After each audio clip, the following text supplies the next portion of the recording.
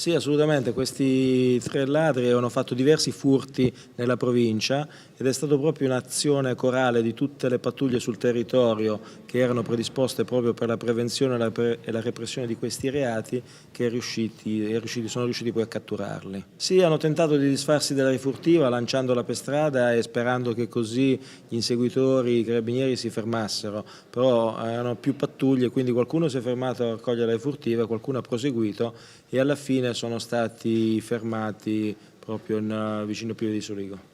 Ecco, refurtiva in buona parte già riconsegnata ai legittimi proprietari, ma alcuni ancora sono ignoti. Sì, beh, la maggior parte della rifurtiva è stata identificata e riconsegnata ai proprietari e ancora alcune cose sono da identificare, però anche grazie al vostro lavoro questo potrà aiutarci per identificare i proprietari.